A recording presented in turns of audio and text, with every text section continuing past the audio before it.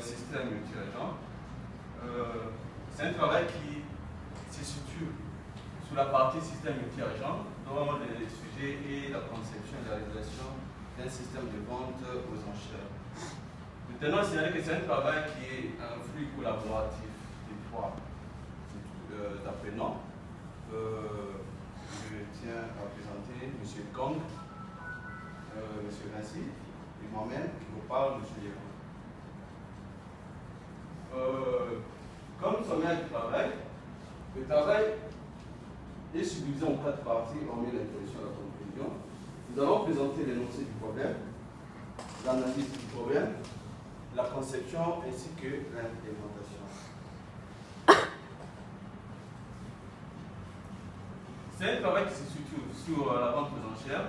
Nous avons remarqué plusieurs problèmes posés par les sites de vente en ligne qui posaient des problèmes d'automatisation ainsi d'autonomie sur la décision au niveau de l'enchère. L'enchère qui se substitue entre le vendeur et l'acheteur.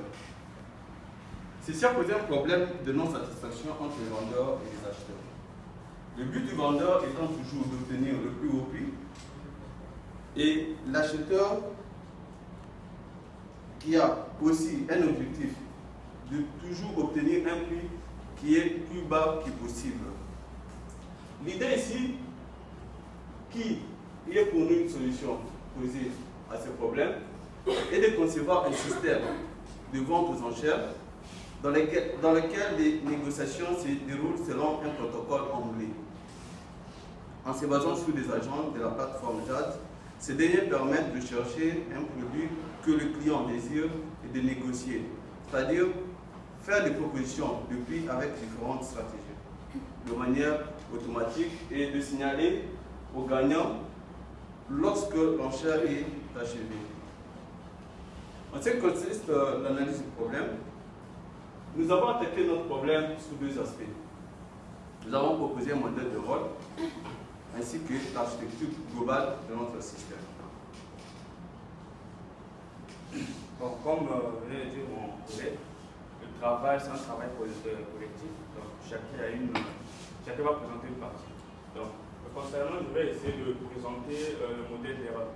Donc, ici, là, le modèle des rôles donne les rôles de chaque agent du système. Donc, dans notre système, nous avons 4 agents. Parmi ces 4 agents, nous pouvons citer l'agent main, qui est un agent principal. Nous avons agent vendeur et l'agent acheteur et l'agent enchère. Donc, on va essayer d'éclaircir le rôle de tout un chacun. Ici, là, l'agent main, il permet tout juste de manager les enchères, c'est-à-dire qu'il crée de nouvelles enchères et établit la liste des enchères. Crée un agent enchère lorsqu'une enchère est ajoutée au système. Il vérifie si le produit choisi par l'agent acheteur existe. Bien évidemment, gère les enchères et met à jour la liste des produits. Et utilise le protocole consultation, négociation, transaction, parce que c'est lui le maître du système. Donc il négocie avec les agents acheteurs et l'agent vendeur. Il consulte, il fait la consultation entre l'agent acheteur et l'agent vendeur. Et il fait les transactions lorsque l'enchère est acceptée. Compte tenu de l'agent vendeur, lui, il joue aussi certains rôles. Quant à lui, il permet de vendre un produit avec un prix plus élevé. Parce qu'ici, le rôle de la vente aux enchères, c'est pour le vendeur, c'est de vendre son produit à un prix élevé. Par contre, pour l'acheteur, lui, c'est pour acheter un produit à un prix plus bas. L'agent vendeur, lui, il ajoute un produit dans le système, fixe un prix initial pour le produit au départ, initialise le ton d'enchère, appelé timer, et utilise le protocole consultation-transaction. Bien évidemment, il utilise le protocole consultation pour pouvoir consulter un acheteur et transaction pour pouvoir faire la transaction lorsque un acheteur a gagné l'enchère. Quant à l'agent acheteur, lui, il permet d'acheter les produits avec un prix bas. C'est ça le problème ici, parce que pour l'acheteur, lui, il doit acheter un produit avec un prix bas. Pour le vendeur, lui, il préfère vendre son produit à un prix élevé. Et il consulte et examine le catalogue des produits, parce que plusieurs produits sont mis à sa disposition. Fait l'enchère si le produit est sélectionné.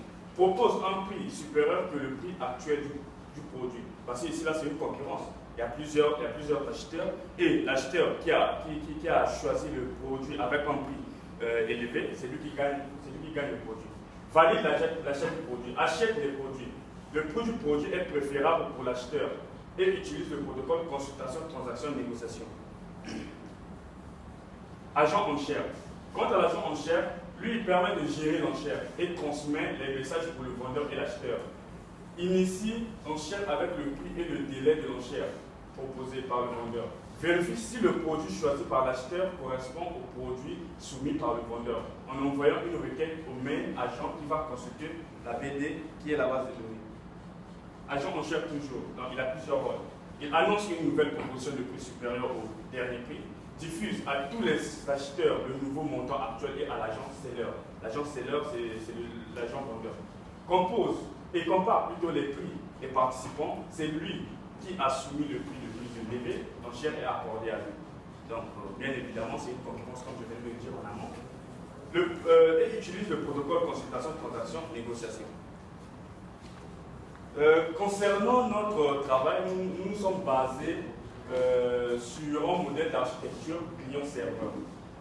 Comme nous le constatons, il y a deux parties. On a la partie client. La partie client. Et ici, là, nous avons la partie serveuse. Dans la partie client, qu'est-ce que nous pouvons voir? Dans la partie client, nous voyons les agents vendeurs, nous voyons les agents acheteurs et nous voyons aussi l'agent win. Bon, en fait, ici, là, l'agent win n'a pas, comment dire, l'agent win ne font pas des opérations proactives. C'est-à-dire, lui, il est là juste pour afficher l'interface pour pouvoir permettre aux utilisateurs d'effectuer leurs opérations, c'est-à-dire l'opération de la vente aux enchères. Ici, là, nous avons essayé de décider certains rôles de chaque agent. Par exemple, l'agent vendeur. Ici, là, l'agent vendeur, lorsqu'il est devant son interface, il doit chercher des enchères en faveur de l'utilisateur. On a oublié, normalement, il cherche les enchères en faveur de l'utilisateur.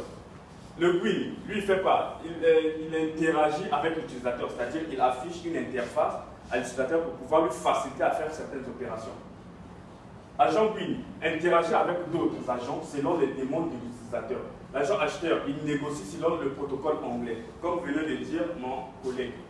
Quant à la partie serveuse, c'est la partie cœur de notre système. C'est-à-dire c'est dans cette partie que nous pouvons voir plusieurs opérations qui s'effectuent entre les agents clients et les agents serveurs.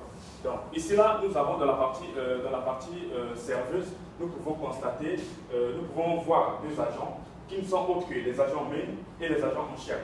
Et entre les agents main et les agents enchères, nous avons une disposition de la base de données. Parce que c'est la base de données là où toutes nos informations sont stockées. Qu'est-ce que nous pouvons encore constater? Nous pouvons constater que l'agent main et l'agent enchère jouent un rôle d'interaction. Parce que l'agent main, comme je venais de dire en premier lieu avant de commencer l'introduction de ma partie, j'ai dit que l'agent main, c'est lui qui jouait le rôle principal. C'est lui l'acteur, le meneur de jeu. Donc l'agent main, il attend les informations émanant des agents clients et de l'agent enchère. Parce que l'agent main, lui, il est là pour pouvoir stocker les informations de tous les agents plutôt, excusez-moi, dans la base de données. On a donné sa définition, on dit responsable de création de nouvelles enchères. Donc c'est lui le responsable, le meneur du jeu. Donc l'agent enchère, lui il fait quoi? Lui il contrôle une enchère spécifique. Bien évidemment, parce que ici là l'acheteur, lui il est là pour pouvoir communiquer avec le vendeur, il est là pour communiquer avec l'acheteur. Nous avons plusieurs acheteurs, certainement nous pouvons aussi avoir plusieurs vendeurs. Donc il y a eu des interactions, nous voyons ici là, il y a eu une interaction entre agent acheteur entre agent enchère, agent vendeur entre agent main. Donc ici là c'est une petite définition ou bien une petite explication de notre architecture. Partant de cette analyse, nous sommes arrivés au niveau de la conception. Nous avons conclu que à partir de l'architecture globale, nous pouvons avoir 4 classes pour former notre modèle de classe. Les 4 classes vont pouvoir interagir entre elles nous avons opté pour la classe vente, la classe vendeur, et la classe acheteur et la classe enchère, selon le modèle de l'architecture globale. Le modèle d'interaction va pouvoir nous montrer les différents scénarios qui vont pouvoir se dérouler au fur et à mesure que nous sommes en train d'exécuter notre programme. Ces modèles représentent l'architecture générale du système multi-agent. Cette architecture est telle que, nous ne l'avons pas mentionné devant, c'est une architecture telle que nous avons le main container qui va pouvoir jouer le rôle de contrôler le container, et le container qui va pouvoir jouer le rôle de pouvoir contrôler les agents. Comme acteur de ce système, nous avons l'acheteur qui représente. Nous avons deux acheteurs qui vont pouvoir représenter nos deux agents, acheteurs, et puis vendeur qui va pouvoir représenter l'agent vendeur. Le main et l'enchère expliquent le main container. La première des choses, les différents agents doivent pouvoir, dès que nous lançons le programme, les différents agents doivent pouvoir s'authentifier, c'est-à-dire s'enregistrer au niveau du système, au niveau de main. Une fois qu'ils s'enregistrent, le vendeur, comme il s'agit d'un système de vente, le vendeur va pouvoir publier un service au niveau de container, c'est-à-dire enchère. L'enchère et le main collaborent entre eux. Le main, comme il s'en charge de pouvoir publier, notifier les acheteurs, il fait une notification aux différents acheteurs, et les différents acheteurs, après être informés qu'il y a une enchère qui se déroule, ils vont pouvoir effectuer l'enchère. Une fois qu'ils effectuent l'enchère, ils seront notifiés par rapport aux gagnants. C'est ça en quelque sorte notre modèle d'interaction. En ce qui concerne l'implémentation, nous avons utilisé quelques outils pour pouvoir mettre en place ce système. Nous sommes basés sur le modèle GAIA, qui est fondé sur l'idée d'un système multi-agent comme une organisation de calcul comprenant des rôles différents en interaction. Et puis nous avons utilisé le JAD qui nous va nous permettre de pouvoir implémenter le système en respectant le standard FIPA. Et puis le protocole utilisé dans ce système, c'est le protocole consultation, négociation, transaction, en se basant sur l'enchère anglais. En ce qui concerne la démonstration, concernant la démonstration, je vais essayer de démontrer notre travail. Comment mettre en démonstration tout ce que nous venons de dire. Bon, avant de lancer le programme, on va essayer de faire un petit scénario. Je suis un acheteur X et un acheteur Y. Il y a un vendeur Z qui existe. Notre système aussi existe. Le système lance une enchère. Quand le système va lancer l'enchère, les acheteurs, comme on venait d'expliquer à travers notre diagramme de séquence, les acheteurs vont se connecter, vont accéder à une interface.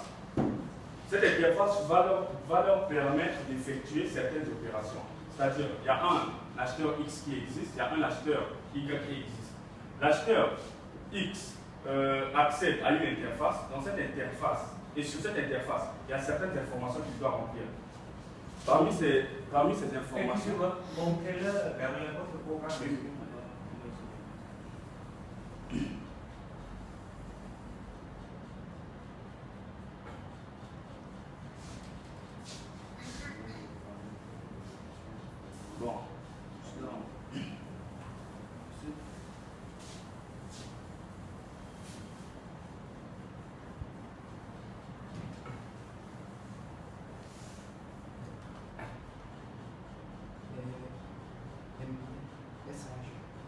ah oui, tout d'abord, on va essayer de voir le message.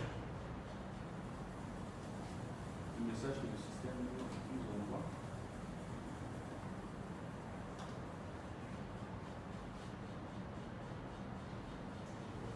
Ici, là, on dit hello, I want to be.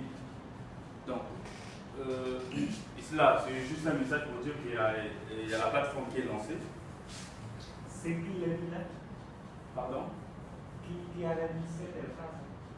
C'est Adoman? Oui. Bien sûr. Oui. Donc, il y a une interface qui est lancée. Il a dit 3 fois la même chose.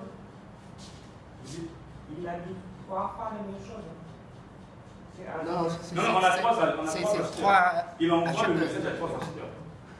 Pourquoi tu dis que là, c'est Adoman qui le dit? Ma question c'est...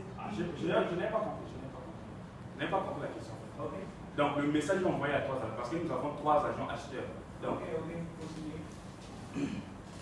donc là, le message est envoyé à 3 agents, aux 3 agents différents.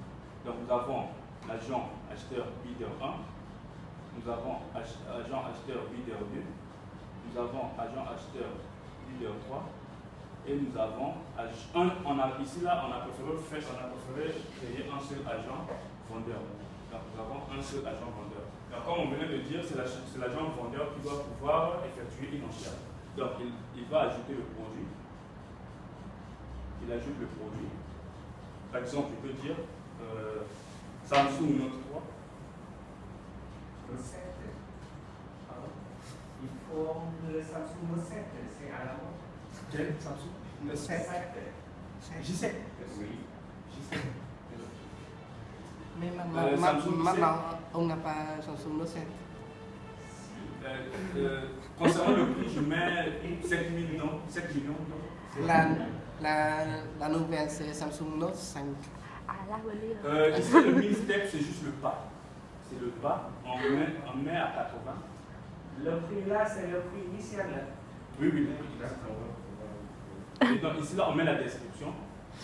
Pourquoi on a besoin de mini step? Pardon? Le mini step, pourquoi on a besoin?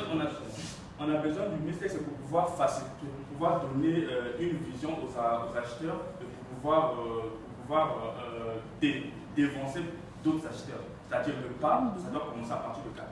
Si je commence à ajouter, par exemple, le prix est à 7 millions, je commence à partir de. J'ajoute plus 100, par exemple, 100 000 dans. D'accord. C'est un pas. Bon, ici là, je dis bon. C'est un bon. J'ajoute. OK. Et donc ici, là, on va constater que chaque agent acheteur va recevoir un message. Monsieur, je vais répondre parce que fallait que je dois initialiser l'heure parce qu'on a donné un temps pour le timing est planché. Donc je dois recommencer. Samsung.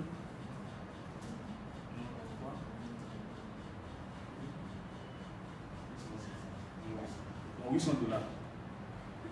Pas 10 $. Description.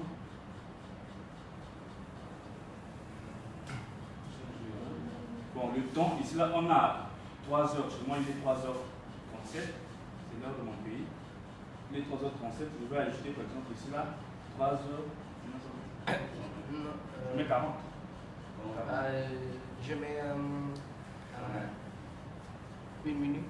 Plus 5 minutes. Bon, on met 5 minutes. 42. Bon, 42. Donc, à 42, l'enchère va s'expirer. Donc, OK. Donc, ici, là, on constate, concernant les messages, chaque agent doit recevoir le message. Pourquoi un vendeur acheteur, un produit, tous les acheteurs le voient? C'est ce qu'on a spécifié concernant notre diagramme de séquence. C'est-à-dire quand un acheteur ajoute un produit, automatiquement les acheteurs qui sont sur la plateforme doivent recevoir les notifications pour pouvoir effectuer leurs enchères. Alors ici là on constate, ça y est là il y a des messages.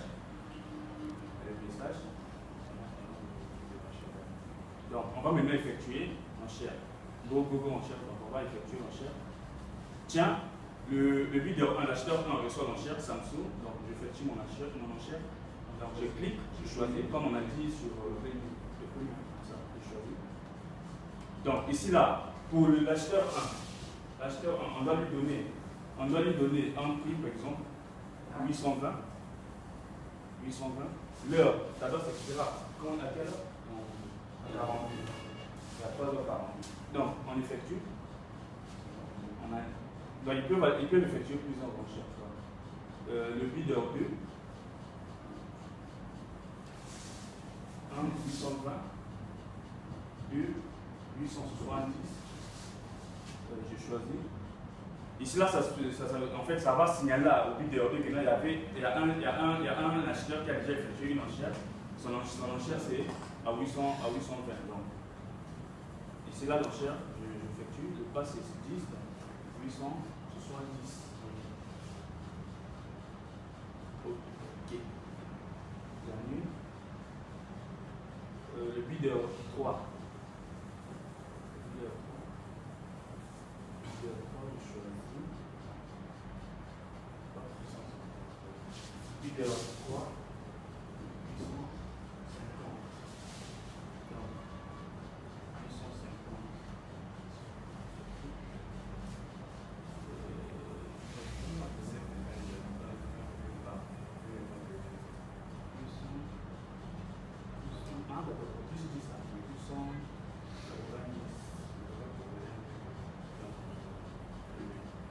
890. Donc ici là on constate qu'on va constater que c'est le but de l'acheteur 3 qui va gagner mon cher. Donc après une heure donnée, donc à 3h42, voire 3h40.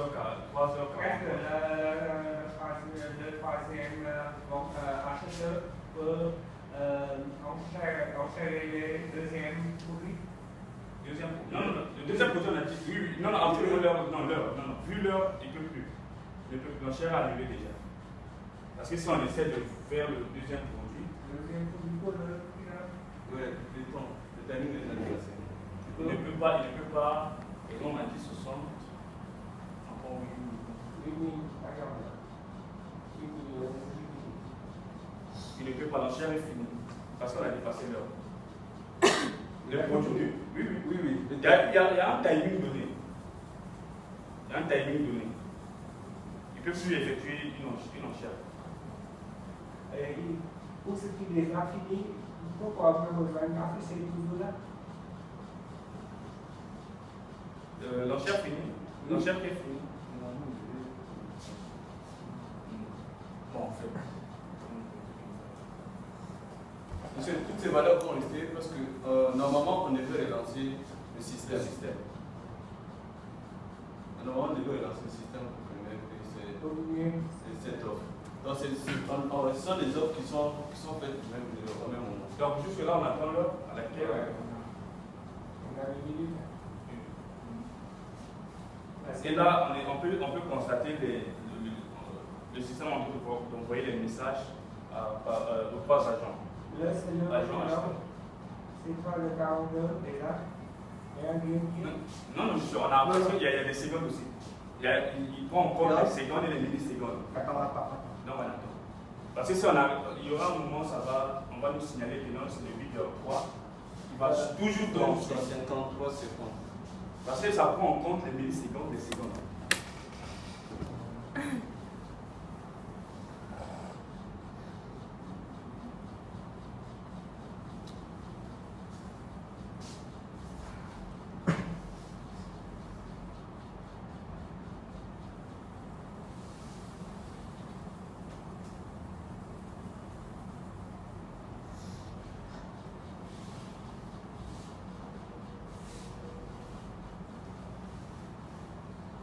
Voilà, c'est bon, 3 déjà.